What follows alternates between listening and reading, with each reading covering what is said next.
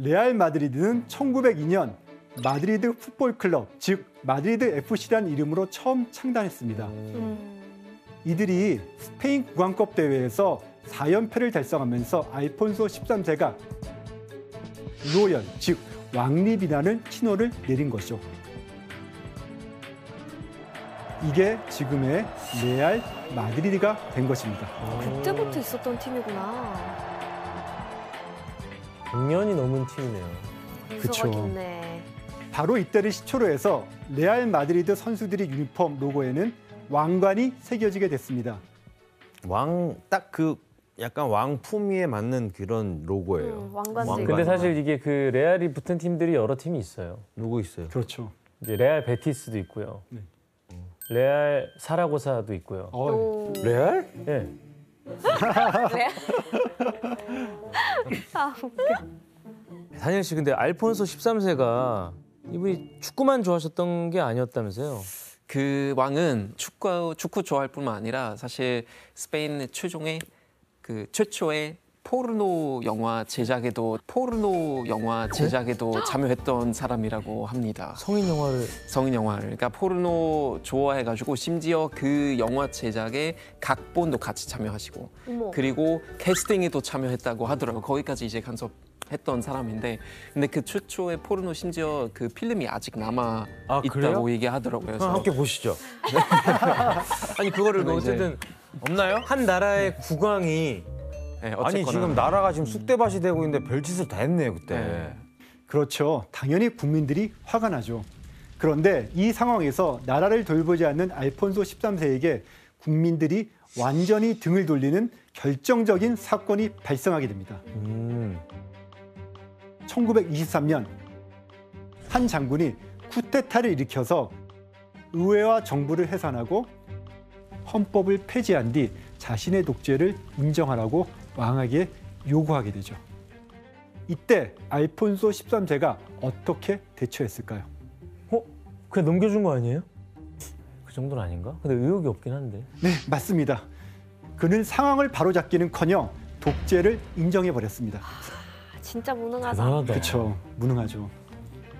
이후 군부 독재가 몇 년간이나 이어지면서 국민들의 분노가 극에 달했고 대학생과 지식인, 노동자들을 중심으로 왕전 타파를 외치는 대규모 시위가 일어났습니다.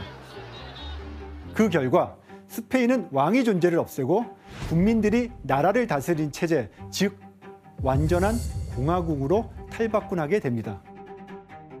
그렇다면 공화국이 된 스페인은 이제 안정을 되찾았을까요? 그럴 리가 없죠. 흐름상으로 봐서는 더 쑥대밭이 됐을 것 같은데요. 네, 본격적인 혼란과 갈등은 이때부터 시작됐습니다. 스페인은 크게 두 진영으로 갈라지게 됐는데요.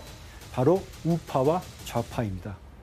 좌파는 토지개혁을 통해 모두가 땅을 평등하게 나누자는 노동자와 농민, 지식인이 중심이 됐고요. 우파에선 기득권인 대지주와 카톨릭, 군부 세력이 가진 것을 지키기 위해 똘똘 뭉쳤습니다. 그 우파 좌파라는 말이 요즘 참 정치판에서 참 많이 쓰이잖아요. 정확히 어떤 의미인지 좀 확실하게 얘기해 주신다면. 사실 좌파와 우파는 18세기 프랑스 혁명 때 만들어진 개념입니다. 프랑스 혁명 이후 의회가 소집됐는데 의장석을 기준으로 오른쪽에 귀족을 비롯한 기득권인 보수파가, 왼쪽에는 프랑스를 새롭게 개혁하려던 진보파가 앉으면서 좌파라고 불렸습니다. 이게 현대까지 내려오면서 보수파는 우파, 진보파는 좌파로 칭하게 된 거죠. 아 근데 어떻게 보면 진짜 자리가 바뀌었으면 의미가 반대가 바뀔 수 그러게요. 있었겠죠. 네. 교수님 그러면 이렇게 좌파 우파로 나뉘어진 스페인은 더 혼란스러웠겠네요. 그렇죠. 1931년 4월 공화국이 된 스페인에서 처음 정권을 잡은 건 좌파였습니다. 하지만 이는 곧 2년 뒤인 1933년엔 우파가 정권을 잡게 됩니다. 그런데 1936년 좌파가 또다시 정권을 잡게 되는데요.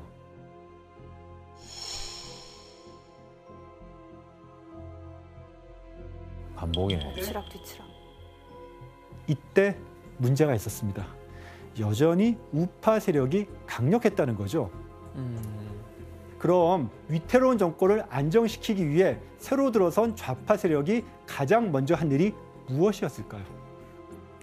우파 힘을 떨어뜨려야죠. 그렇죠. 그렇죠. 그래서 바로 위험한 인물이라고 소문난 우파의 장군들을 멀리 지방으로 발령을 보내버렸습니다. 아, 귀양 보내는구나. 그렇죠. 귀양 보낸 거죠. 네.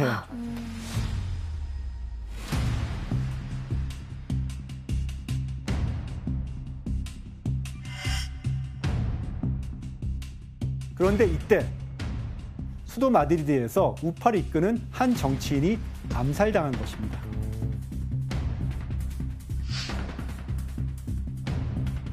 이 사건은 지방으로 쫓겨난 우파 장군들에게 그동안 참았던 불만을 터뜨릴 좋은 구실이 됐습니다. 그러겠네.